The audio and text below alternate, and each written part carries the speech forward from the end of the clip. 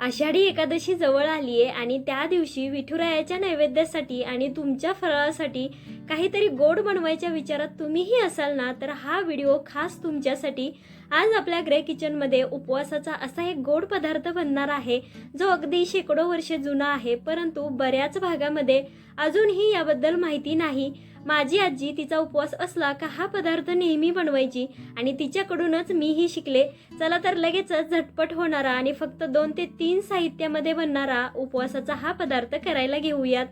तर यासाठी इथं मी पाऊण वाटी भगर भिजवून घेतलेली आहे, पाऊण वाटी गूळ घेतलेलं आहे बारीक असं चिरून, शेंगदाण्याचं कूट आणि मीठ आहे. तर सगळ्यात आधी कढईमध्ये पाणी घालायचे.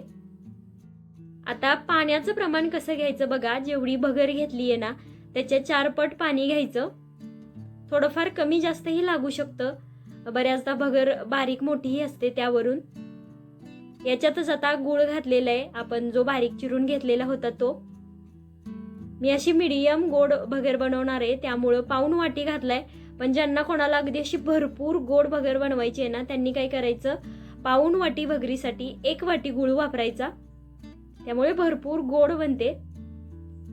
तर हा जो गूळ आपण पाण्यामध्ये घातलाय ना तो संपूर्णपणे वितळेपर्यंत आपल्याला हे असंच ठेवून द्यायचंय आणि गॅस फुलच ठेवायचा, म्हणजे पटकन गूळ वितळला जाईल पाण्यामध्ये.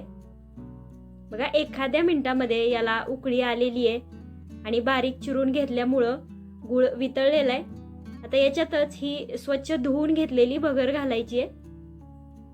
मी काय केलं, 2-3 वेळा ही भगर स्वच्छ धुवून घेतली आणि तशीच ठेवली होती, त्याच्यामध्ये पाणी वगैरे ठेवायचं नाही. आता या गुळाच्या पाण्यामध्ये घातल्यानंतर थोडंसं याला ढवळून घ्यायचंय.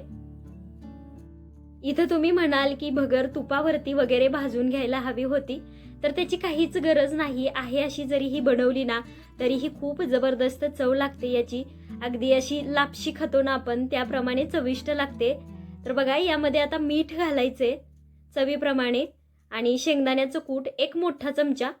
आता एवढ्या भगरीच्या प्रमाणासाठी छोटा पाव चमचा इतकं मीठ घातलेले. सगळ्यात महत्त्वाची गोष्ट ही भगर बनवताना मिठाचं प्रमाण. जर बिना मिठाची ही गोड भगर केली तर अजिबात टेस्टी लागत नाही, त्यामुळं यामध्ये चवीप्रमाणे मीठ हे घालायचंच. जरी गोडाचा पदार्थ असला ना तरीही मीठ घातल्यामुळं त्याची चव दुपटीने वाढते.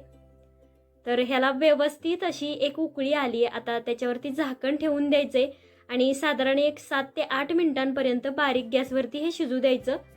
फक्त अधूनमधून 1-2 वेळा हे हलवून घ्या, कारण आपण गुळामध्ये ही भगर शिजवतोय ना त्यामुळे ती कढईच्या तळाशी वगैरे लागू शकते. बघा 7 ते 8 मिनिटांनंतर आपली भगर छान अशी शिजली आहे. दिसायला थोडी थोडी लापशीसारखी दिसती की नाही, बघा टेक्स्चर ही खूप छान आलेलं आहे. आणि आपण एवढीशी भगर घेतली होती त्याची शिजून मात्र एवढी मोठी झाली. अजून एकदा आपल्याला यावरती झाकण ठेवायचे.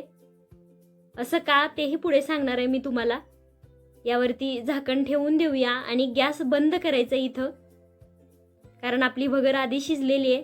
असं 2-3 मिनिट बंद गॅसवरती झाकून ठेवली ना अजून ती अशी छान मऊ होते आणि खायला भारी लागते. म्हणूनच गॅस बंद करून 2-3 मिनिटाची वाफ काढायची. अजून एकदा परतून घेते आणि बघा मगापेक्षा आता अजून छान असं सॉफ्ट टेक्स्चर आलेले आणि इथंही आपली परफेक्ट अशी भगर झालेली आहे. आता ही खायची कशी हे तुम्हाला मी दाखवते. तर मस्त एका बोलमध्ये म्हणा प्लेटमध्ये भगर काढून घ्यायची, त्यावरती दूध घालायचे गरमागरम आणि तुपाशिवाय मज्जा येत नाही. भरपूर तूप घालायचं आणि मिक्स करून मग ही भगर खायला घ्यायची. एवढी जबरदस्त लागते ना. प्रत्येक वेळेस उपवासाला तुम्ही अशी गोड भगर करणारच. माझा ज्यावेळेस उपवास असतो ना त्यावेळेस संध्याकाळच्या वेळेस मी अशी गोड भगरच करते. तर माझ्या आजीची ही रेसिपी तुम्हाला आवडली असेल तर लाईक करा आणि जास्तीत जास्त शेअर करा, म्हणजे तुमच्या मैत्रिणींना आषाढी एकादशी दिवशी ही गोड भगर करता येईल.